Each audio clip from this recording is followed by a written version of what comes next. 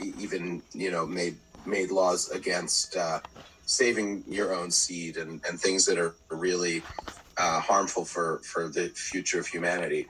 Um, so I'm interested in sort of the how we can support some of these political battles that are happening and need to happen in places like Malawi and elsewhere. And I'm also as a seed saver myself, and as someone who's focused on climate change, I'm very interested in collecting seeds and spreading seeds around to encourage adaptation and resilience, and returning seeds to the communities where they came from, especially seeds that have been sitting in the U.S. government collection for many decades.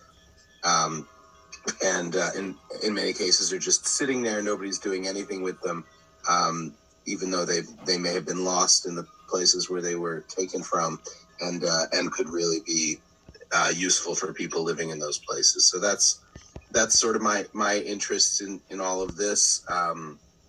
I've done that kind of work in other countries, but not very much in Africa, with the exception of South Sudan, where I've grown a number of sorghums from. I'm growing a bunch of different sorghum varieties this year, and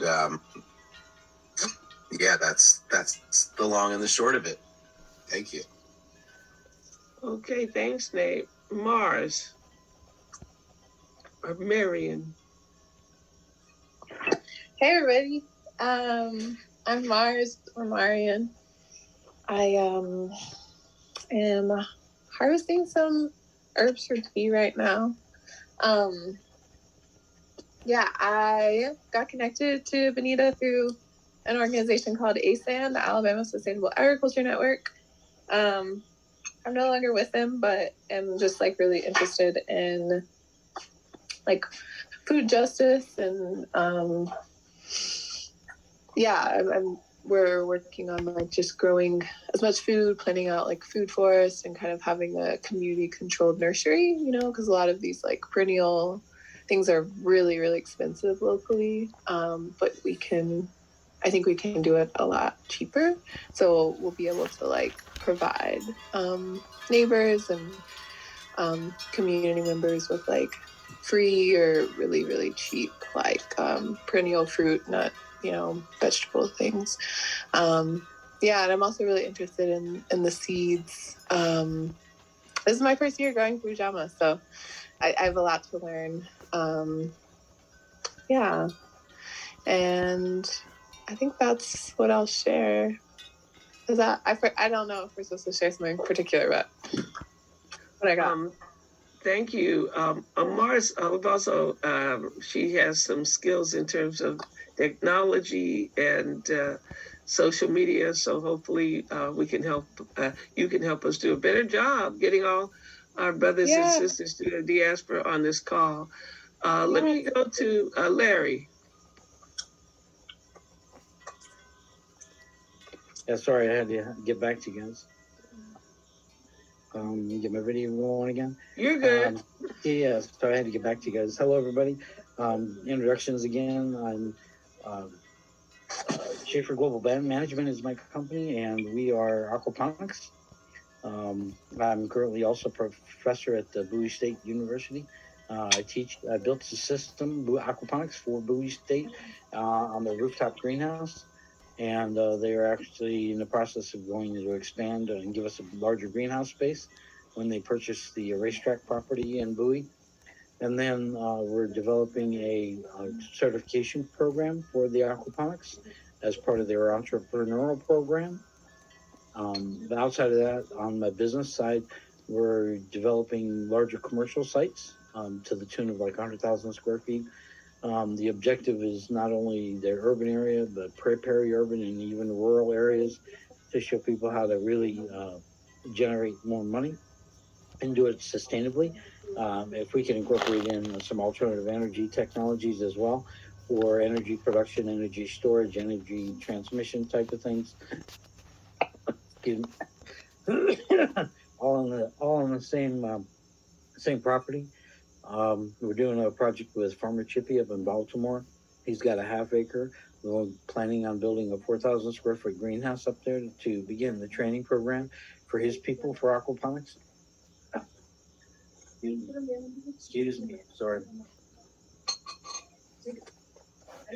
But the plan for Baltimore really is to take over a whole city block so we could build a 100,000 square foot food factory.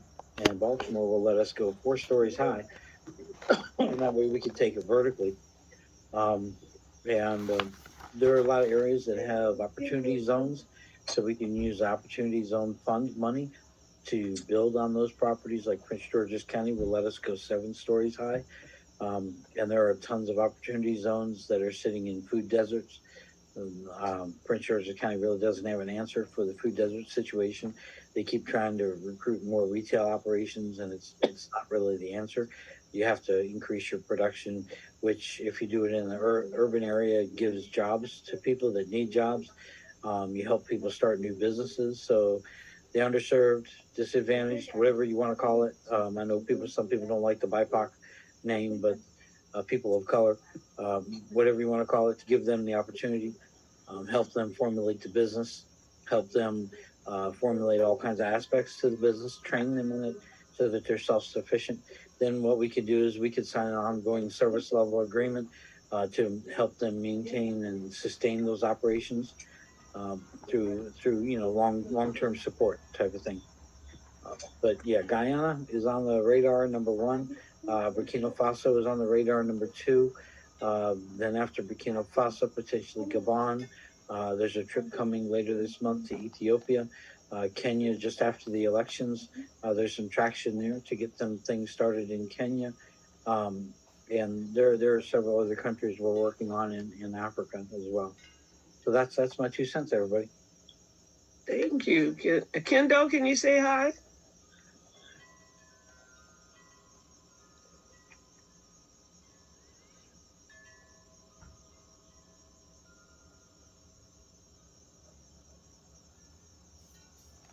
Manuel? I was going to say he's probably still driving. Signal. He's still driving. Well, Kendall, I believe he's with the State Department. He has a very, very large, productive farm in Angola, and he's working with our Vice President of Steam Onward, Gil Ingles. Angola has been importing food. The goal is sustainability for that country. It's so rich, the soil is so rich, you throw seeds down, they jump up out of the ground offering you vegetables. So there's pictures in the group of Kendall's farm if you'd like to see what he's doing. Linda.